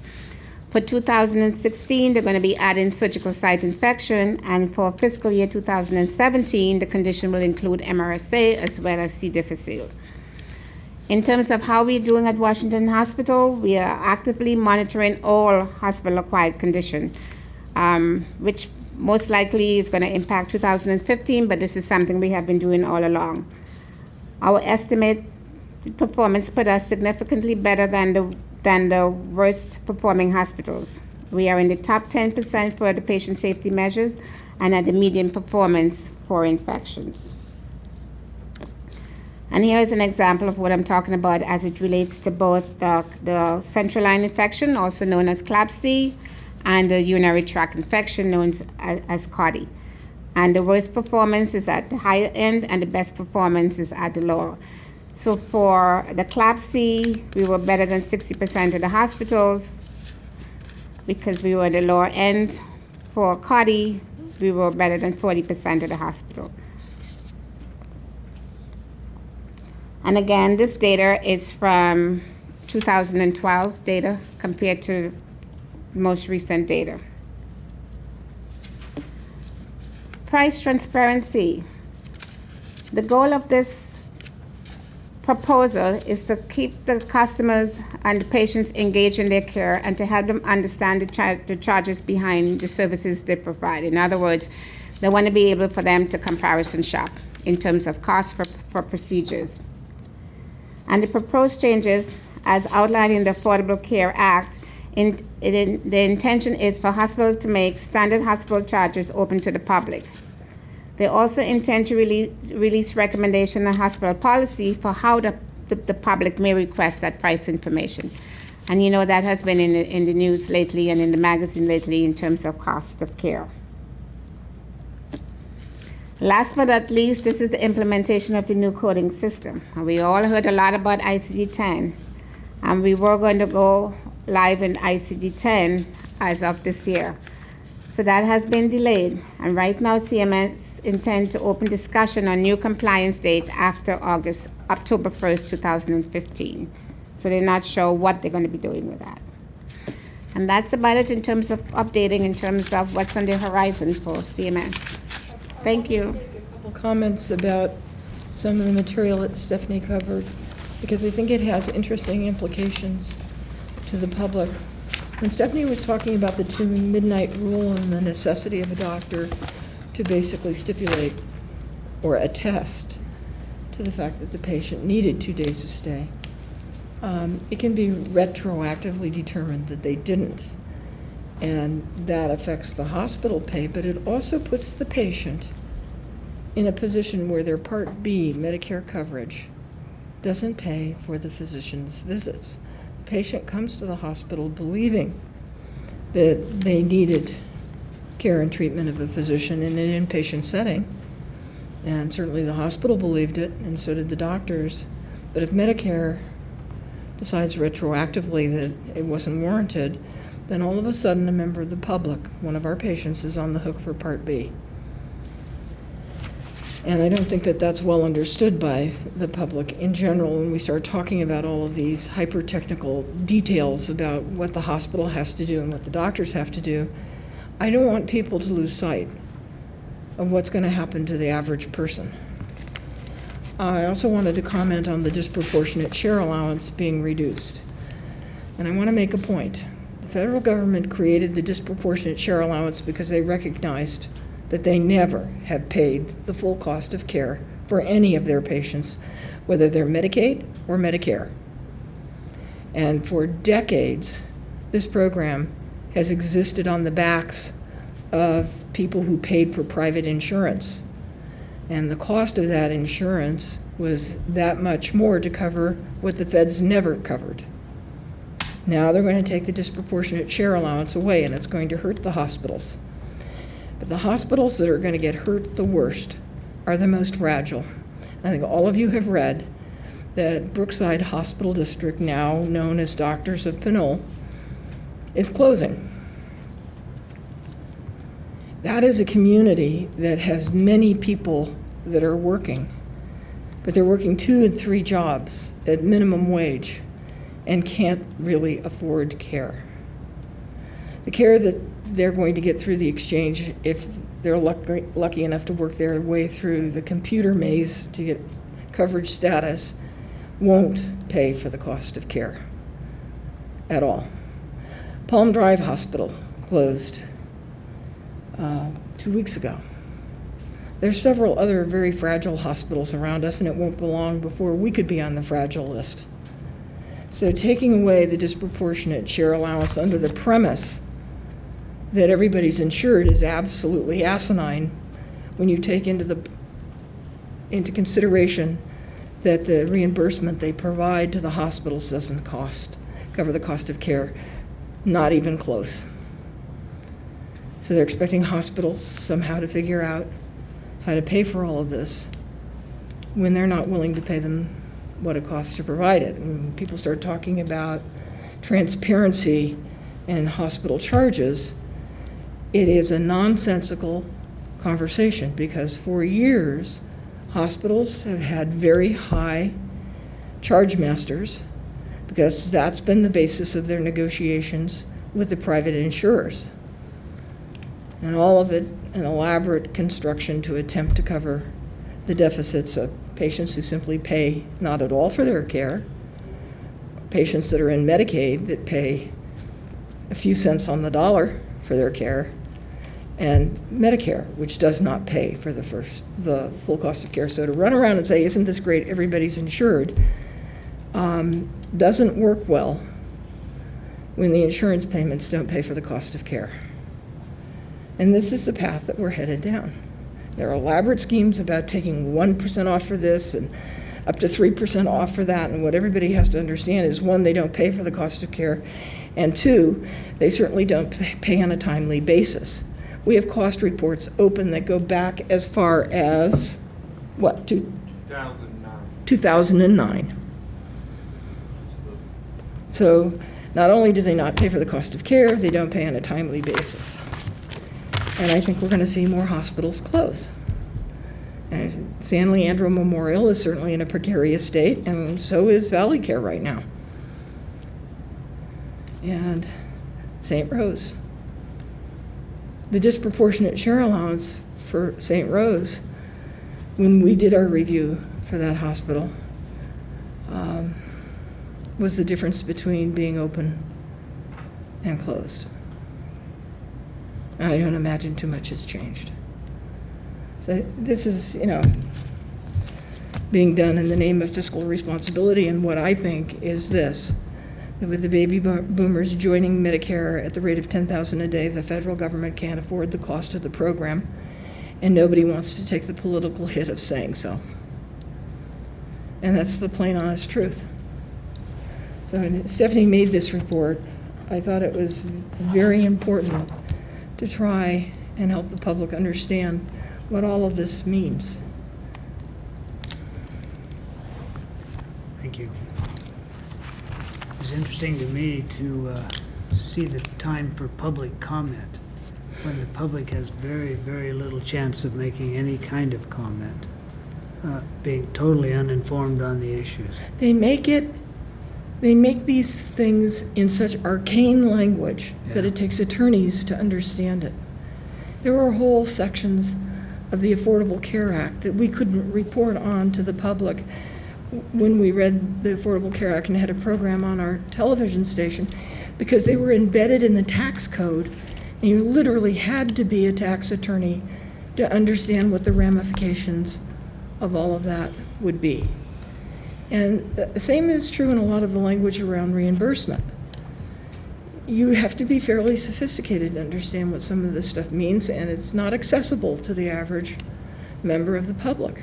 There are people who work their entire careers in healthcare that read that stuff and don't understand what it means and need consultants and attorneys to explain it to them.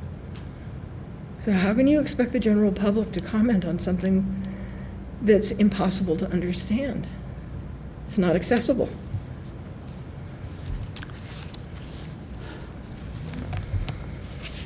Well, Chris, let's have a finance report.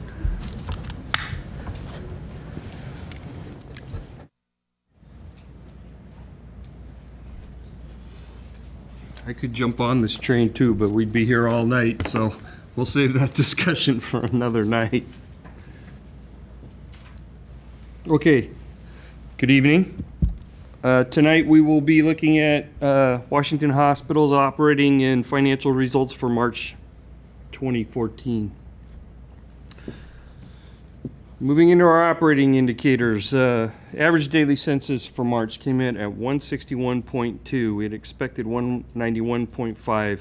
Like the results we saw in February, this is extremely low census for this time of year. Again, February and March are when we're generally full to the gills. It just didn't happen this year. We had 1,009 admissions against a budget of 1,049. But patient days were 938 less than expected at 4,997. And if you look down at the bottom line here, you see what drove that. Our average length of stay at 5.09. We had expected 5.66.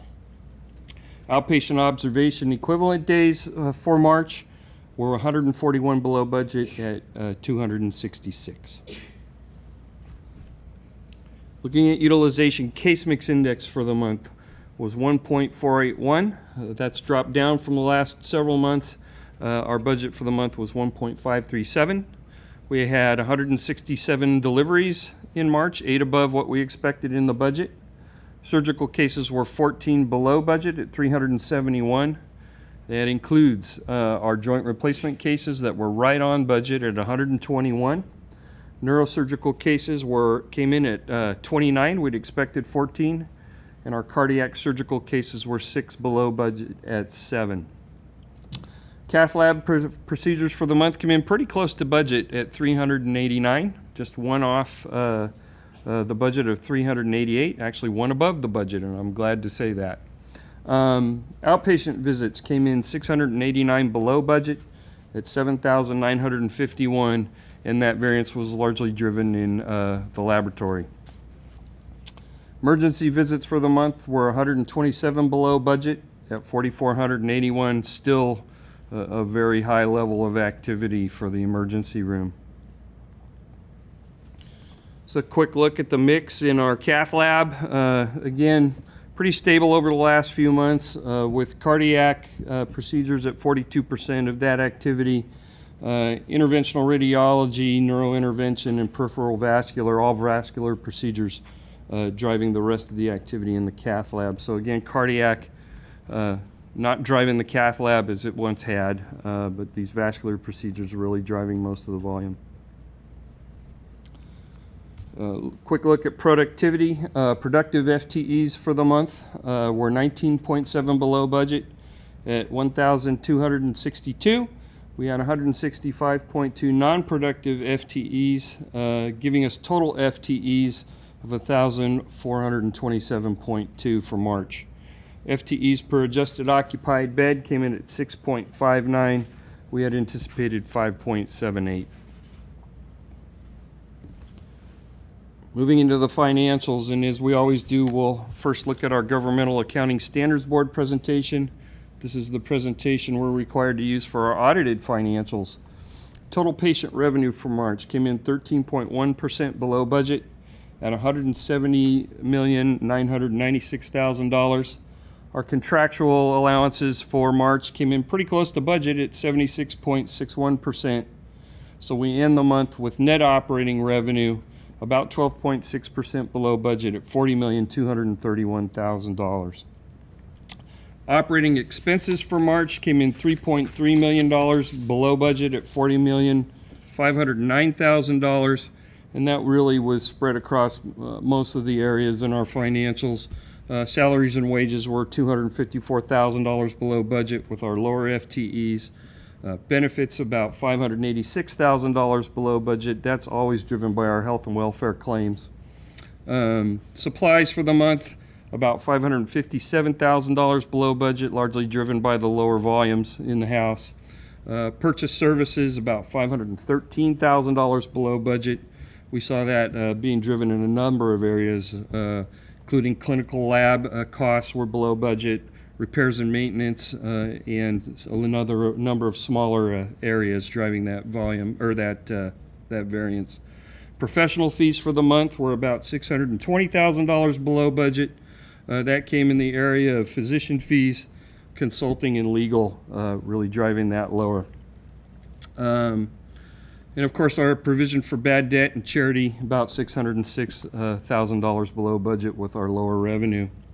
So we ended March with an operating loss of about $278,000. Our non-operating income for the month came in at $1,085,000. That included an unrealized loss on our investments of about $657,000. And again, our property tax revenue, about $231,000 lower than budget, and that's actually a good story because when we did go out for our general obligation bonds, we secured a lower rate than we had anticipated, so the needs to service those bonds are lower.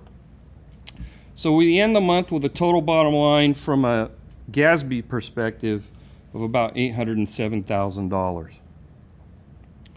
Quick look at our Financial Accounting Standards Board presentation, and this is a representation of how the financial markets might look at us. Operating bottom line stays the same with a $278,000 loss. We pull out our unrealized loss on investments. FASB doesn't recognize that as it is unrealized. And our property tax revenue. So we end March with non-operating income of about $346,000. We'd expected $518,000 from a FASB perspective, and a total bottom line of $68,000 for March. So are there any questions on March results? No questions. Thank you, Chris. Now we can move on to our operations report, Nancy. April, we saw 882 patient admissions. We had an average daily census of 153. This is considerably lower than the budget. 11.2% below the budgeted average daily census of 172. Last year, our average daily census was 160. So it's 7 cases less. Our high and low census went from 165 down to 131. Our observation to equivalent days of 250 were lower than the budget of 341. We're beginning to get greater control over the observation days, and we're going to be designating a specific site for the observation unit, and it will be managed by an emergency department physicians. And the patients will be told, as I think we already are beginning to tell them about Medicare Part D and observation days. So I think they have to participate in that choice. It's not fair to have that suddenly sprung on them as a sneak attack. Our average length of stay for adults and children came in at 4.98. We had anticipated an average length of stay of 5.39. Birthing Center had 133 deliveries. We had planned for 147. In terms of surgery, we had 328 surgical cases, 60 cases below the budget of 388. Our cardiac surgical cases were 4 below budget. Neurosurgical cases that came in 7 above budget. Joint replacement cases were 37 below budget, And I looked into that, and it turns out that both Dearborn and Saw were gone a full week around Easter. The joint replacement was variances, physician vacations. Inpatient surgical activity was below budget by 64 cases, and outpatient surgeries were above budget by 4.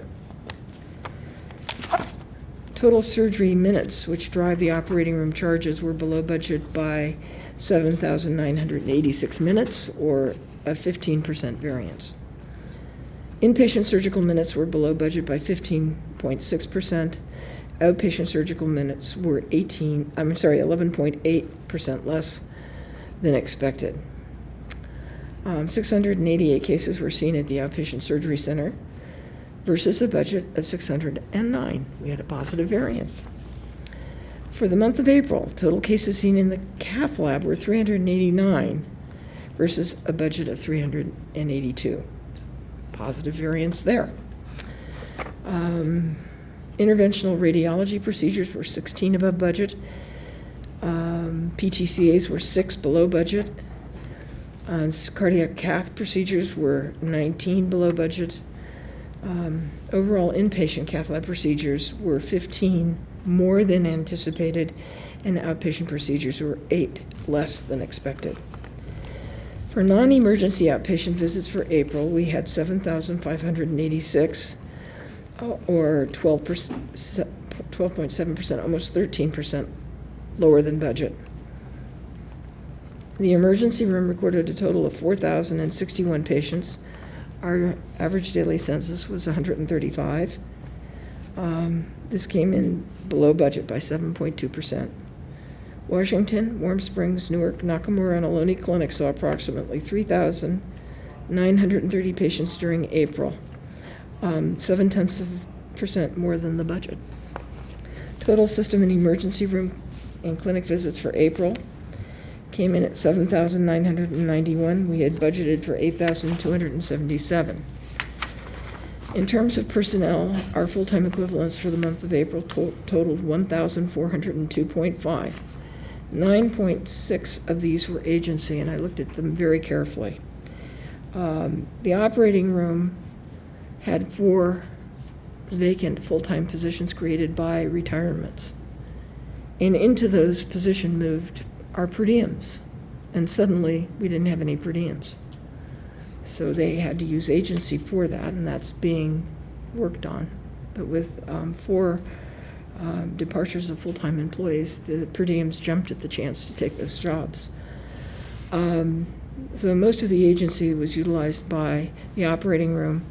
We do have some agency support in the medical staff office that is temporary in nature, and also in IT that is temporary in nature.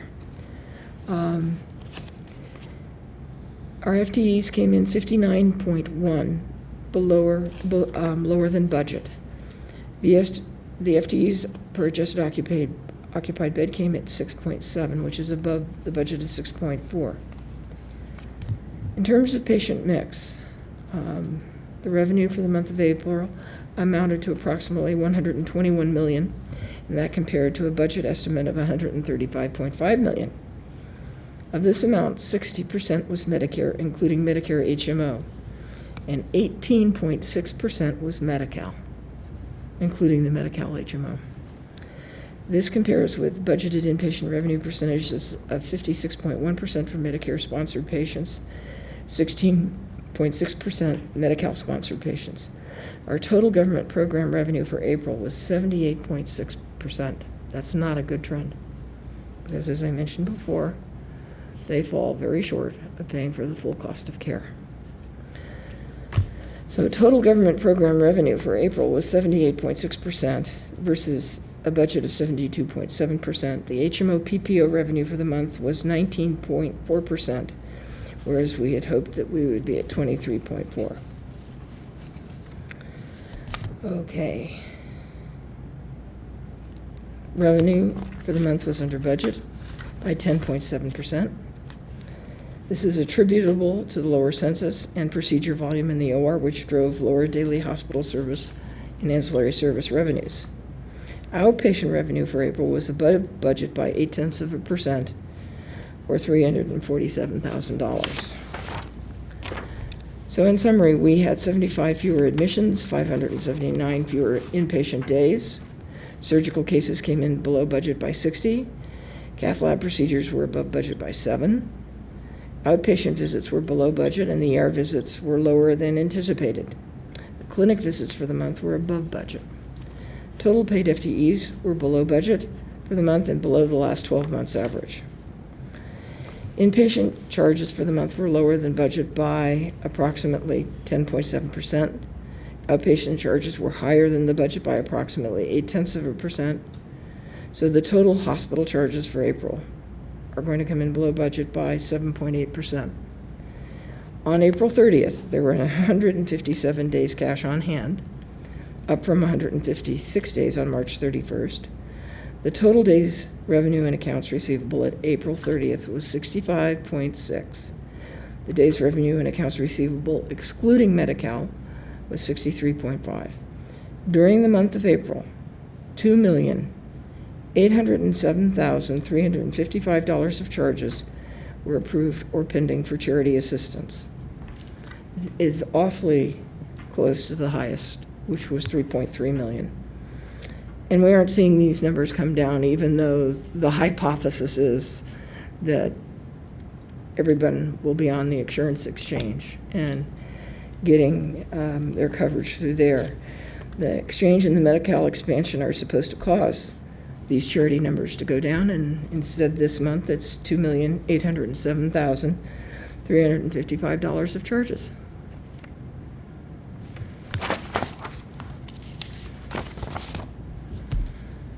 Thank you. I have a question.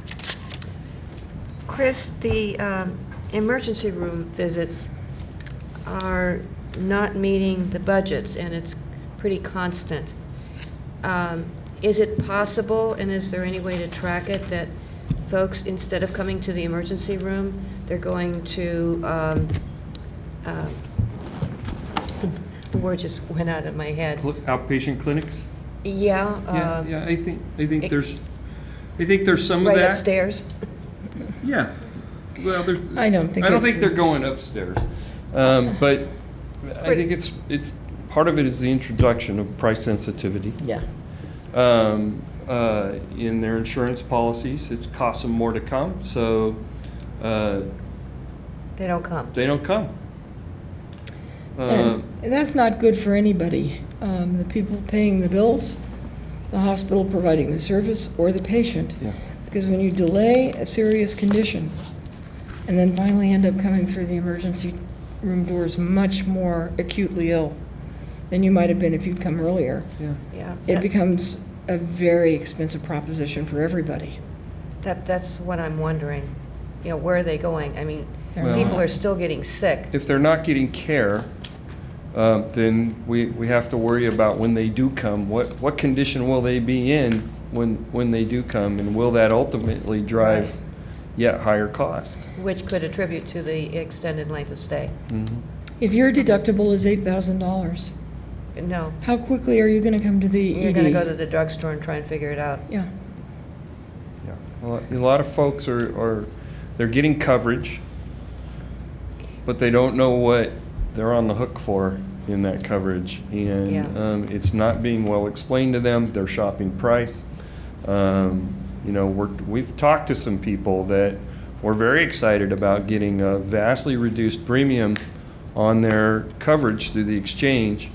And when we ask them the question, do you know what your out-of-pocket exposure is? The answer is almost invariably no. And when they go and look at that, then they're shocked. So it's going to be interesting to see how this all unfolds in the coming months and years. But I think there's a lot of folks who are realizing that any visit to the emergency room, to a clinic, to their physician is going to cost them a lot more money than it has, particularly if employers wholesale start dumping their employer-sponsored plans and offering a health insurance account for their employees to go to the exchange and then buy coverage. I think some folks are going to be unpleasantly surprised. Price sensitivity was part of the plan from the beginning. Yeah. The only way to curtail utilization, as far as the experts could determine, was to make it prohibitively expensive. And I have read some of the think tank papers that were presented to the government before the Affordable Care Act was cast in stone in terms of its regulations. And what this is about is they can't afford to pay the bill. And so you reduce the amount you're going to pay by curtailing utilization. The most effective way to do that is to make it too painfully expensive for people to use their benefits. Yeah. I think we need to continue to educate. I was in a public venue and heard the comment that we need to hire more people to sign folks up for health care, and all I could think of is we need more people to explain it to them, not necessarily just get them signed up. So somewhere along the line, there's a real disconnect between signing up for the health care and signing up for what you actually need and understanding it. Well, and I really worry about the human impact of that as people put off health care when they may need it now, what the impact is going to be on them in the coming months and years. It can be I do worry devastating. about that. Yeah, thank you. I think they're curtailing it in a variety of ways. One is to get rid of the Medicare Advantage programs. And you saw that in the report of profitability for the big 5 to 7 insurance companies, one of the casualties of revenue for them has been Medicare Advantage. Government figured out very quickly that they spent a great deal more on the Medicare Advantage programs than they did on standard Medicare. The solution is to get rid of Medicare Advantage programs. And what a lot of this is about is price sensitivity being the driving force in reducing utilization of health care. Now, some utilization of health care is excessive, but people like to use those examples as the rationale. And yes, that does exist, but it doesn't characterize the average member of the public's consumption habits when it comes to health care. But they use that as the justification for and tar everybody with that brush as opposed to a distinct minority. And there are some, they worry about disparities in healthcare. There are going to be some enormous inequities that occur across the board. Very true. Tonight we have an action item that needs to be considered. Dr. Epen, could you present that? This is the Dragon speech recognition, which is part of the implementation of our radiology system. The group currently uses dictation and a transcription service provided by the Health Information Management Department in narrating their readings of medical images. An average of 300 reports are dictated each day, and the turnaround can range between about 1.5 to 8 hours to get the transcribed report. Transcription services are not provided on a 24/7 basis, and this sometimes results in transcribed reports being signed the following day, and in some cases signed by a radiologist who may not have originally dictated the report. So the medical imaging and health information management people have requested the implementation of Dragon speech recognition and custom templates by our imaging picture archive and communication system. By implementing these IT solutions, we hope there's going to be a substantial reduction in the turnaround time of signed reports and eliminate the need for review and signature after the shift. The radiologist will be able to sign the report as soon as it's been completed using the Dragon voice recognition system. So the goals in all of this are also to increase the documentation quality, the turnaround time, and there should be some increased efficiencies in the Health Information Management Department.